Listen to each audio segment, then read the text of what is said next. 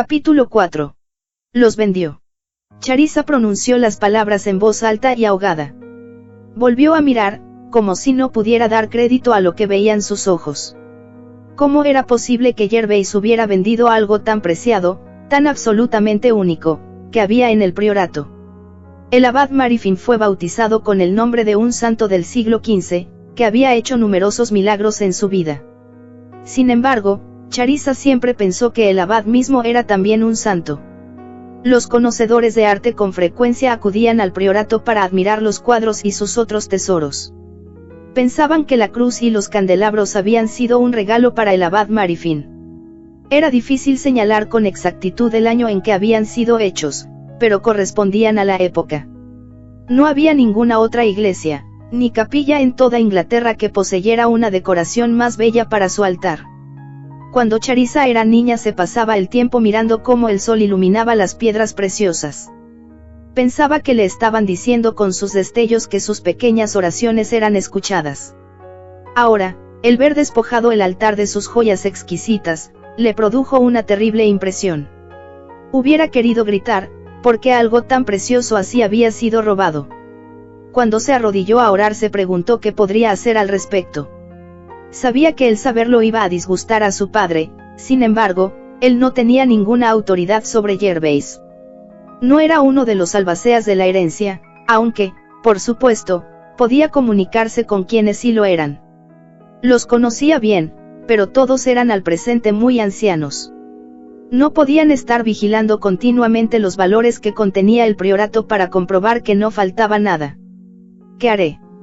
Hizo la pregunta en voz alta y entonces comprendió que era una oración. Súbitamente, mientras estaba arrodillada, con el sol envolviéndola en su luz, tuvo la sensación de que sus plegarias eran escuchadas. No solo eso, sino que el abad mismo estaba cerca de ella. No hubiera podido precisar con exactitud qué sentía y, no obstante, era consciente de una presencia espiritual. De manera inexplicable, tenía la certeza de que la estaba previniendo sobre algún peligro. No lo entendía, pero la advertencia estaba definitivamente ahí.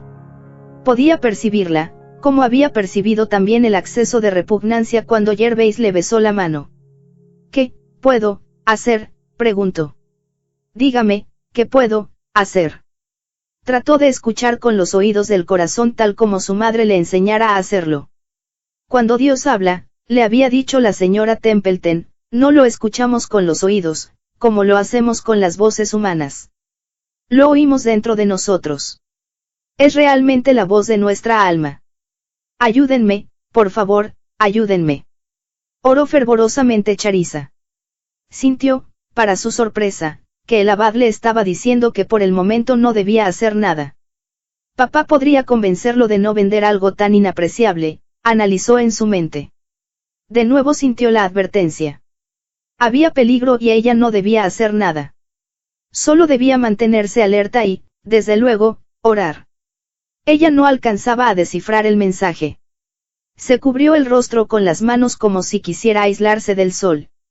Oró con fervor, con todo su ser, implorando al cielo que el priorato no fuera dañado en forma alguna.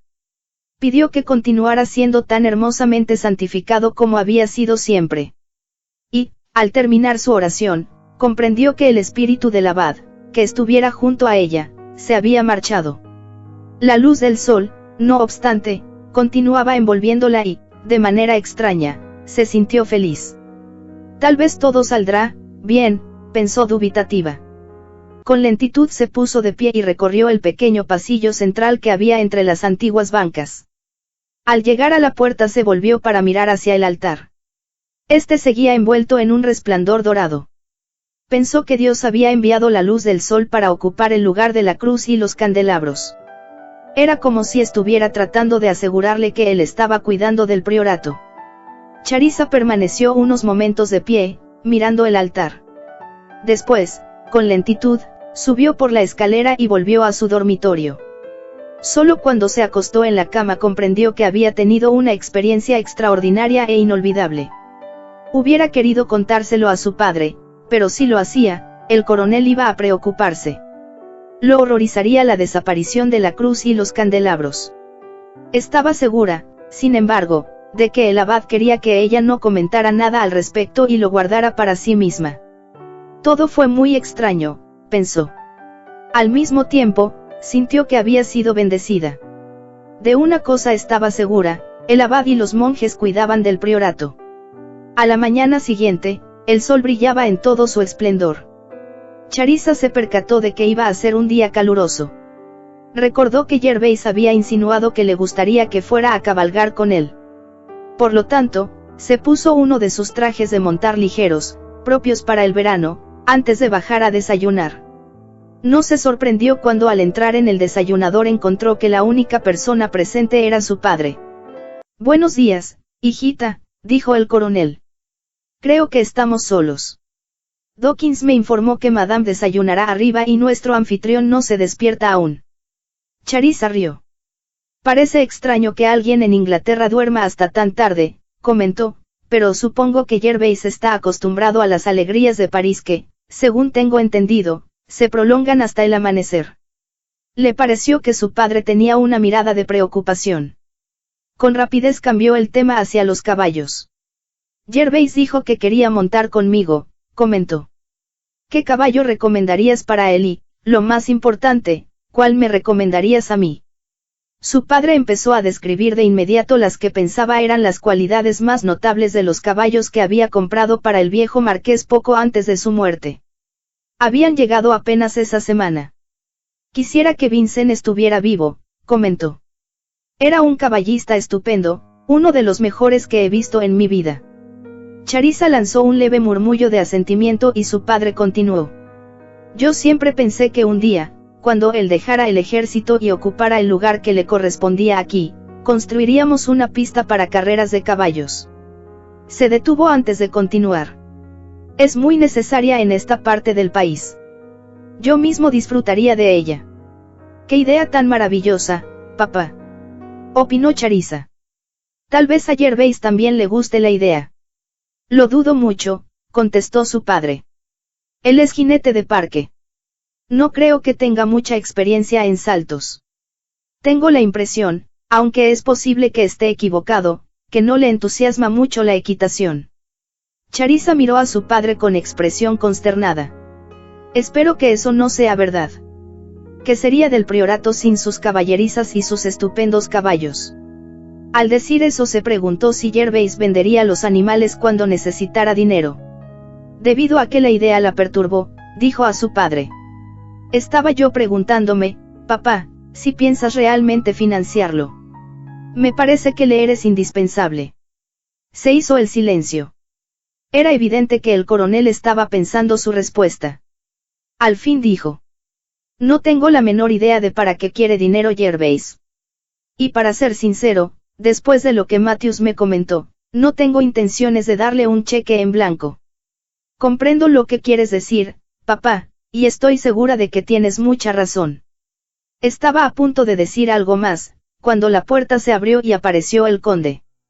«Buenos días», saludó. «Ya veo que estoy retrasado, pero no se enfaden conmigo. El sol está resplandeciente y la señorita está todavía más hermosa que anoche». «No tenía usted por qué apresurarse», intervino Charissa. «Yo esperaba ir a montar con Gervais, pero he oído que aún no se levanta». «Creo que lo más probable es que duerma hasta mediodía», contestó el conde, «así que debe permitirme ocupar su lugar. Estoy ansioso de ver los caballos». Miró hacia el coronel antes de decir. «Me han contado que su padre contribuyó con ellos, al igual que con algunas de las otras deliciosas posesiones que Gervais tuvo la suerte de heredar». «¿Quién se lo dijo?», preguntó el coronel con voz aguda. «Gervais, por supuesto», contestó el conde. «Yo sé lo agradecido que está con usted por las bondades que tuvo para con su tío». El conde extendió las manos en un gesto típicamente francés antes de añadir. «Pueden ustedes imaginar la sorpresa que fue para él enterarse de que había heredado esta magnífica casa, su contenido y sus vastos territorios. Comprendo que debe haberse sentido encantado». Terció Charissa con cierta frialdad.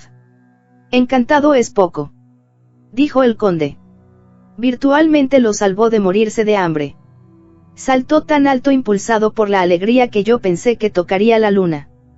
Charissa pensó que hubiera sido más apropiado que Gervais hubiera expresado cierta pena por la muerte de su tío. Después de todo, el marqués fue siempre muy bondadoso con él y pagó sus deudas en repetidas ocasiones. Fue una gran fortuna para Gervais, continuó el conde, como si sintiera un poco de envidia, que su primo hubiera sido asesinado en la India. Uno casi podría decir que fue una notable coincidencia que hubiera muerto, cuando Gervais se encontraba ya en una situación desesperada. Yo quise mucho a Vincent, expresó Charissa en voz baja, como todos en la casa y en el pueblo. Lloraron cuando supieron la triste nueva. Ustedes los ingleses tienen un dicho, según creo, de que, la ruina de un hombre puede ser la fortuna de otro. Gervais es un tipo con suerte. Esta vez no había la menor duda del tono impregnado de envidia que había en su voz. Charissa, aunque no había terminado de desayunar, se levantó de la mesa. «Vamos a ver los nuevos caballos, papá», preguntó.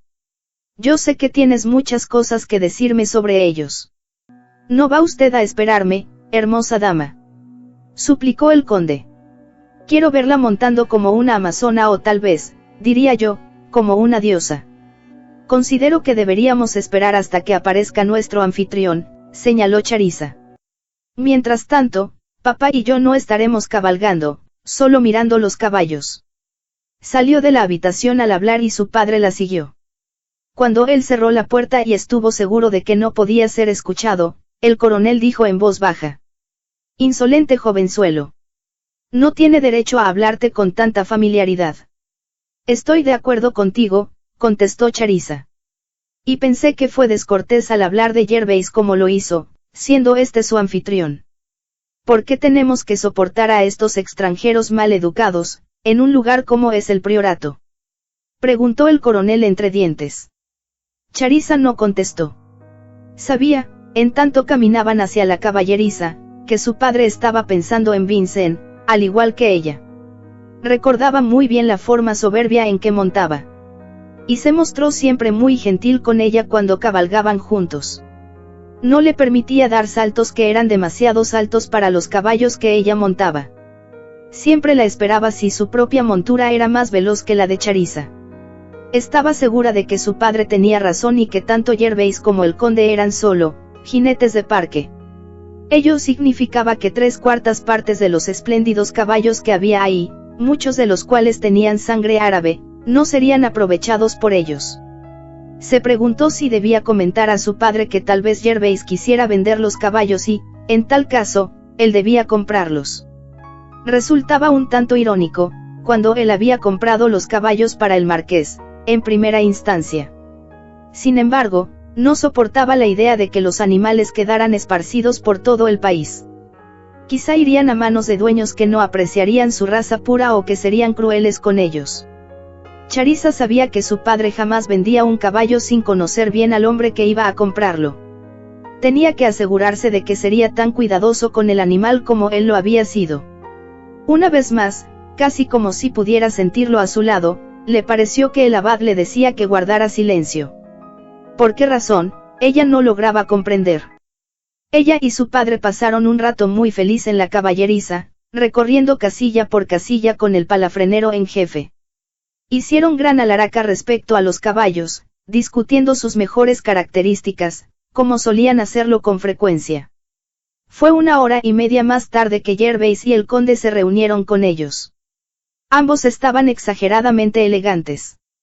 Demasiado, quizá, para cabalga en el campo, donde nadie los vería.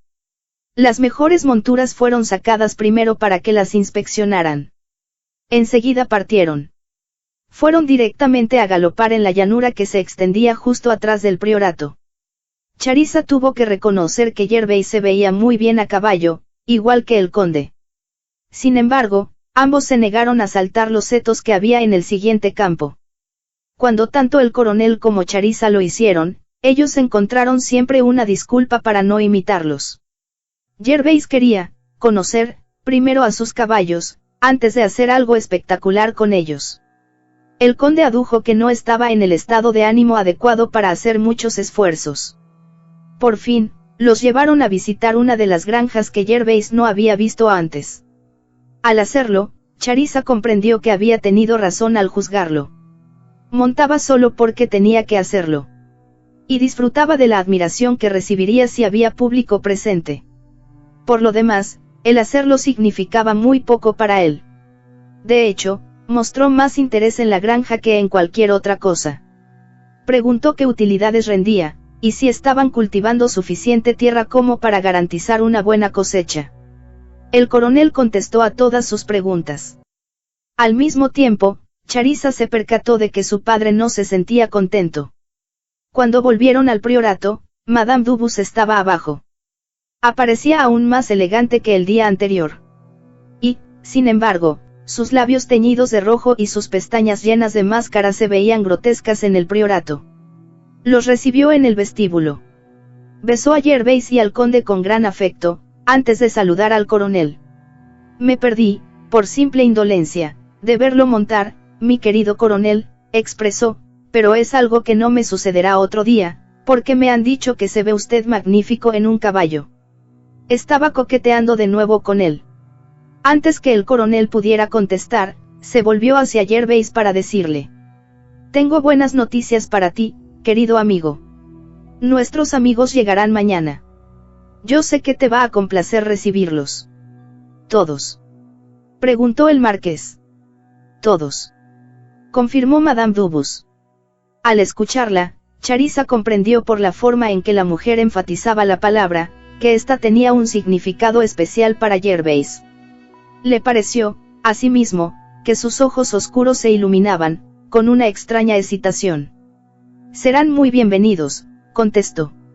Madame Dubus sonrió. Me imaginé que te llenarías de alegría. Entraron en el salón, contiguo al comedor. Había una botella de champaña en la hielera. Charissa se sorprendió.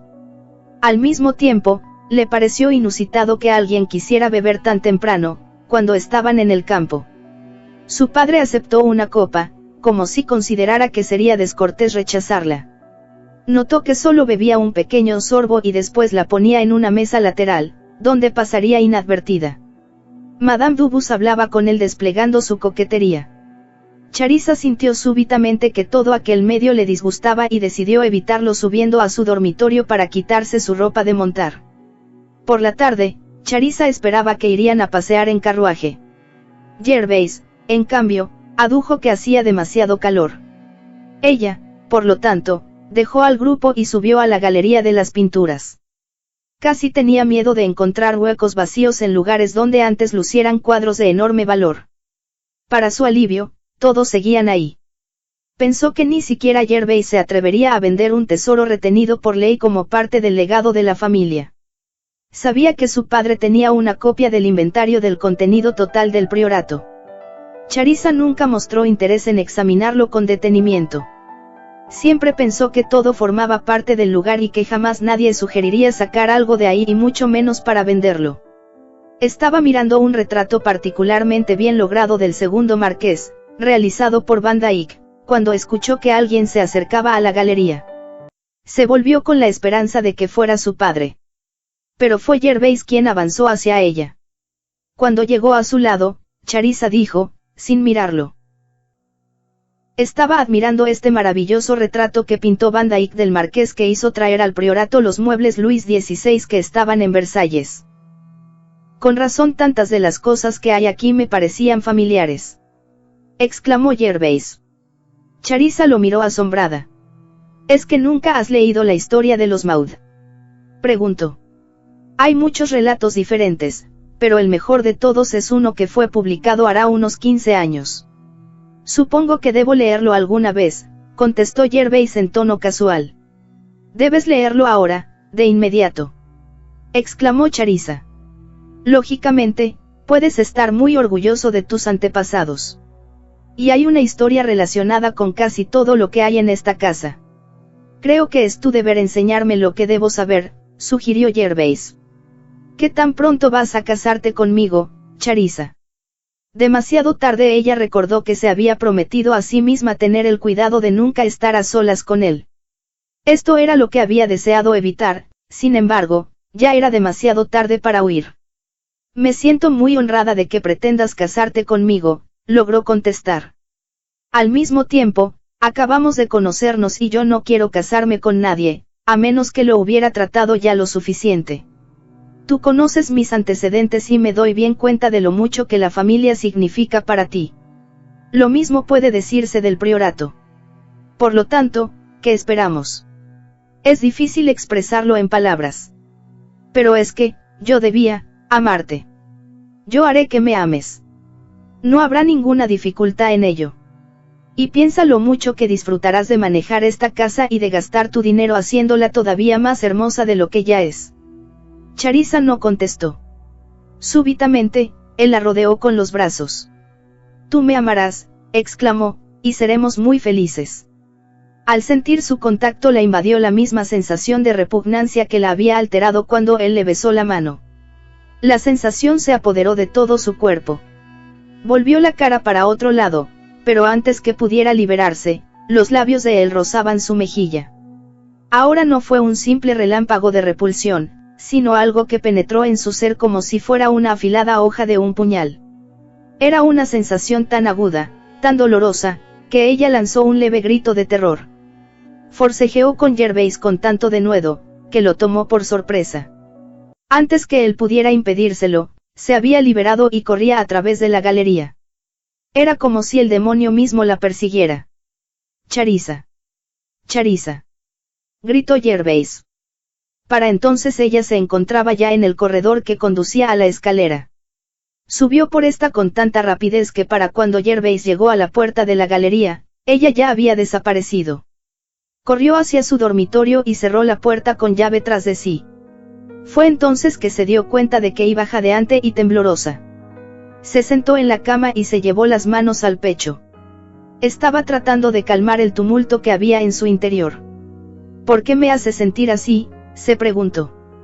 No podía explicarse el franco horror que Gervais producía en ella cuando la tocaba, ni la intensidad de esa emoción. Cuando estuvo en Londres, Charissa recibió 3 propuestas de matrimonio. Las había rechazado todas, pero le disgustaba hacerlo, porque sabía que lastimaba el orgullo de sus pretendientes. Comprendía que, cuando menos en un caso, era su fortuna lo que contaba, más que cualquier otra cosa. Al mismo tiempo, hubo una nota de sinceridad aún en la voz de ese joven. Le pareció que también la amaba como persona. Los otros 2 habían estado genuinamente enamorados de ella y Charissa trató de ser tan gentil como le fue posible. Les explicó que solo sentía por ellos una verdadera amistad y que esperaba no perderla nunca. Sin embargo, no era amor y para el matrimonio, este era esencial. En lo que a Gervais se refería, sabía ahora que lo odiaba. La sensación de repugnancia que inspiraba en ella cuando la tocaba era tan fuerte que le resultaba insoportable hasta estar cerca de él. Hay algo malo en esto, algo, muy malo, pensó. Al mismo tiempo, se sentía ligeramente avergonzada de mostrarse tan histérica al respecto. Después de arreglarse el cabello, se obligó a bajar para buscar a su padre. Tal como esperaba, continuaba siendo todavía monopolizado por Madame Dubus.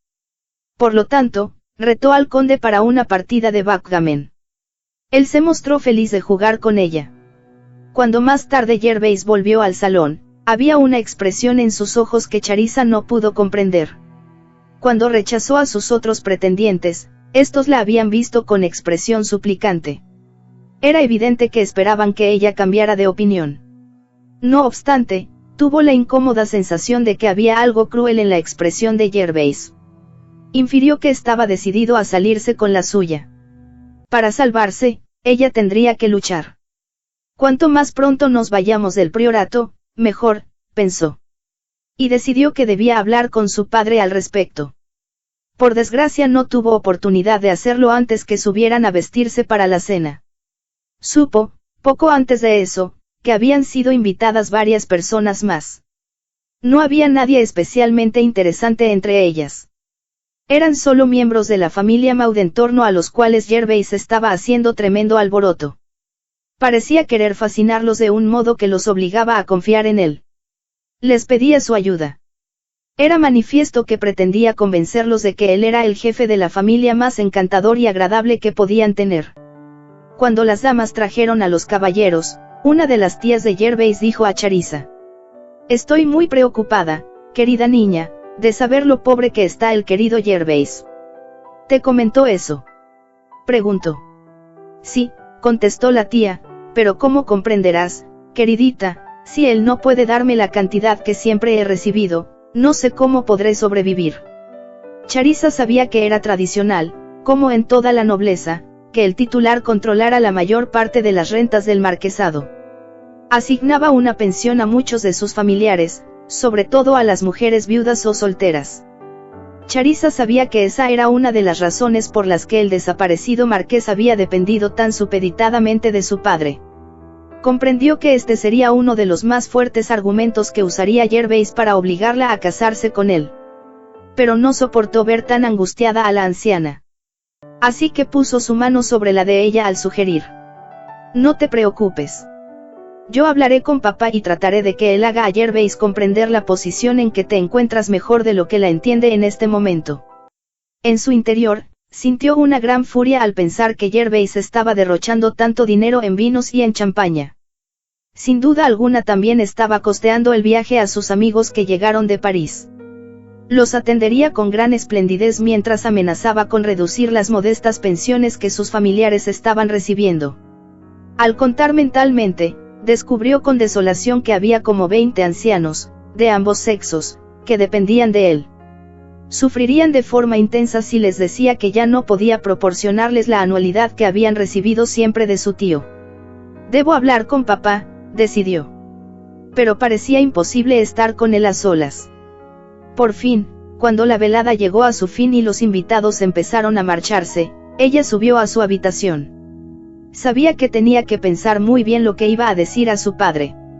Y, sin embargo, tenía la extraña sensación de que el abad continuaba diciéndole que guardara silencio. Charissa ignoraba por qué seguía intuyendo eso. Antes de meterse en la cama descorrió las cortinas que había sobre la ventana para mirar las estrellas. «Ayúdenme. Ayúdenme», murmuró en voz baja. No estaba segura si estaba implorando ayuda al abad o a su madre. Dejó las cortinas descorridas. La luz de la luna era muy hermosa y resultaba reconfortante al iluminar la habitación. Una vez en la cama, Charissa miró hacia las estrellas. Como brillaban como si fueran la estrella de Belén, oró porque se resolvieran todos los problemas que parecían irla absorbiendo uno a uno. Charissa se había quedado dormida y estaba soñando, cuando oyó una voz que decía: Charissa. Debía ser parte de su sueño. Y sin embargo, volvió a repetirse: Charissa, despierta. Abrió los ojos y vio la cabeza de un hombre recortada contra la luz de la luna. Somnolienta, pensó que debía ser su padre. En ese instante la voz dijo: No te asustes, Charissa. Soy yo. Vincent. Aún medio dormida, ella expresó: Vincent está muerto. Al decir eso, abrió los ojos.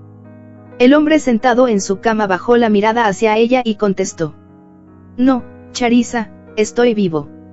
Por un momento, la muchacha se limitó a mirarlo con fijeza. Enseguida lanzó un grito: Vincent. ¿Eres tú, realmente? Charissa se incorporó y echó los brazos al cuello de su primo y lo abrazó como lo hacía de niña. Vincent. Vincent. Es posible que sea verdad esto. Los brazos de él la rodearon y la oprimieron contra su pecho. Es verdad, dijo. Y ahora, Charissa, necesito tu ayuda. La necesito con desesperación. La mejilla de Charissa estaba adherida a la de él. Dijeron que estabas muerto, murmuró. Oh, Vincent, ¿por qué? Dijeron que estabas muerto. Eso es lo que voy a explicarte, contestó él. La apartó suavemente y vio las lágrimas que corrían por sus mejillas. Eran lágrimas de dicha porque él se encontraba ahí y estaba vivo. Vincent sacó un pañuelo de su bolsillo y le enjugó los ojos con mucha gentileza. Cuando descubrí que tú estabas en esta habitación, comenzó a explicar, pensé que era justo lo que necesitaba. Me había estado preguntando cómo ponerme en contacto contigo. ¿Cómo entraste hasta aquí? Pero, antes que él pudiera contestar, Charissa lanzó una exclamación. Entraste por los pasadizos, secretos. Sí, por supuesto. Ella se limpió con los dedos las lágrimas que todavía quedaban en sus ojos.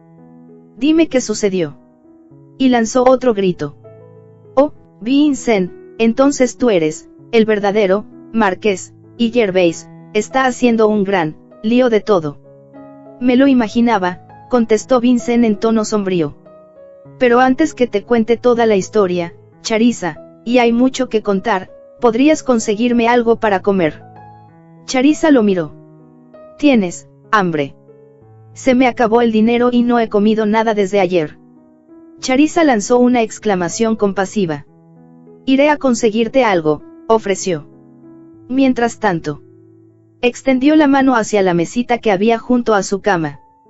En el priorato, la señora Busch ponía siempre una jarra de agua fresca junto a la cama de cada huésped. Y ponía también un plato con galletas, por si les daba hambre en la noche. Charissa ofreció el plato a Vincent. Sin decir nada, este empezó a comerlas.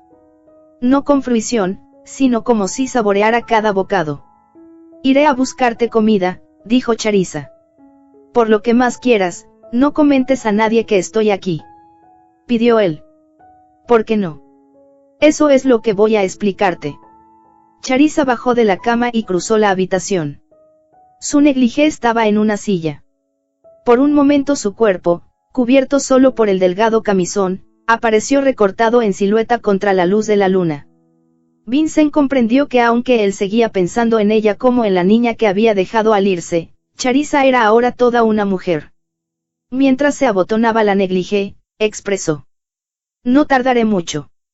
Nadie entrará, pero si temes que puedan hacerlo, cierra con llave la puerta.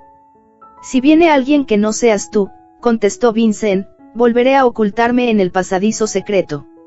Ella le sonrió antes de salir de la habitación. Sentía que su cabeza era un torbellino. ¿Cómo era posible que Vincent estuviera vivo y por qué se escondía? Sentía tanta curiosidad, que le impacientó tener que bajar y dejarlo. Al mismo tiempo, al verlo a la luz de la luna advirtió que su aspecto era muy diferente a como lo recordaba. Llevaba una camisa con el cuello abierto. A pesar de que lo había visto de manera superficial, parecía ir vestido de harapos.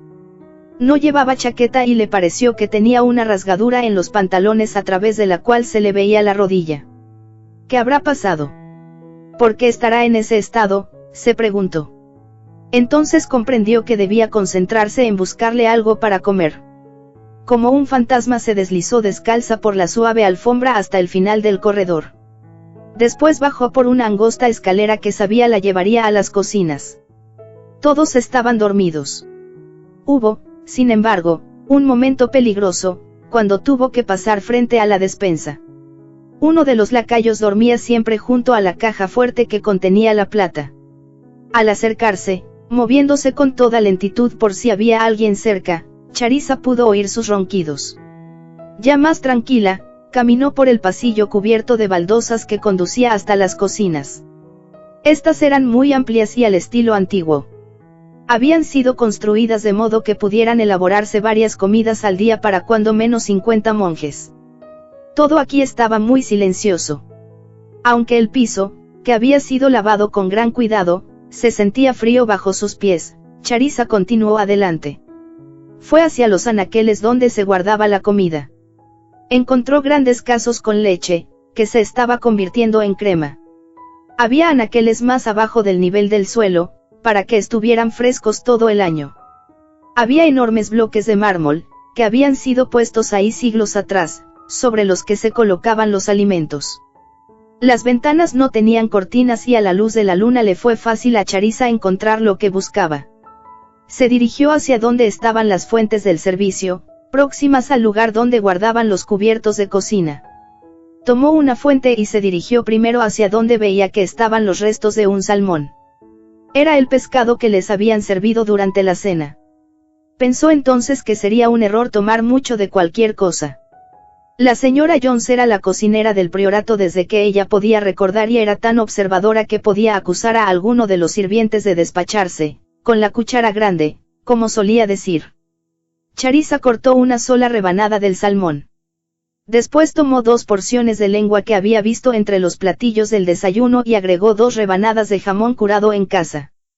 Había una pierna de cerdo que sospechaba había sido servida a la servidumbre. También sirvió algunas tajadas de ella. Estaba segura de que nada de eso sería echado de menos. En otra loseta había una cacerola con los restos de una ensalada mixta servida esa noche y lo que quedaba de la salsa que la acompañaba. Para entonces la fuente estaba casi llena. Se dirigió hacia la puerta y solo se detuvo para tomar media hogaza de pan, horneado apenas esa mañana, y añadió un buen trozo de mantequilla. Con todo cuidado, porque no quería correr riesgos, Charissa abrió la puerta. Todo estaba silencioso cuando empezó a caminar por las frías baldosas del corredor. Casi había llegado al comedor cuando siguió oyendo los ronquidos del lacayo que dormía junto a la despensa. Fue en ese momento que pensó que debía haber quedado algo de los vinos que habían sido servidos durante la cena. Habían servido champaña, pero también se bebía en el salón. Sirvieron también lo que ella sabía que era un excelente y costoso vino blanco, así como un clerit de buena cosecha. Sabía que durante la enfermedad del difunto marqués y los meses que la precedieron, durante los cuales él no se había sentido muy bien, las cavas no habían sido resurtidas. Estaba segura, por consiguiente, de que tanto vino era simple despilfarro por parte de Gervais. Se asomó al comedor. Como esperaba, descubrió numerosas botellas medio vacías en un aparador. En él había también cuchillos y tenedores limpios. Puso uno de cada uno en la fuente y levantó una botella de clerit. Contenía unas 3/4 partes y consideró que era suficiente. Con lentitud, porque tanto la fuente como la botella le pesaban, subió por la escalera por la que había bajado. Lo hizo con suma cautela para no tropezar con la orilla de su negligé. Su caída no solo produciría un gran estrépito, sino que resultaría un desastre para Vincent, que estaba tan hambriento. Ahora pudo volver a pensar en él. Era casi imposible asimilar que estaba ahí, que no estaba muerto. Caminó a toda prisa por el pasillo, porque estaba emocionada de poder volver a su lado. Cuando llegó a la puerta de su dormitorio, iba a bajar la botella, para poder abrirla con mucho cuidado, cuando la puerta se abrió de adentro. Vincent apareció en el umbral y ella entró a toda prisa. Él no dijo nada hasta que cerró la puerta tras ella. Entonces musitó. Empezaba a preocuparme porque tardaste mucho tiempo. No encontraste a nadie. Nadie me vio, contestó Charissa. Y te he traído suficiente comida como para que no tengas apetito hasta mañana, cuando menos. Vincent tomó la fuente de sus manos.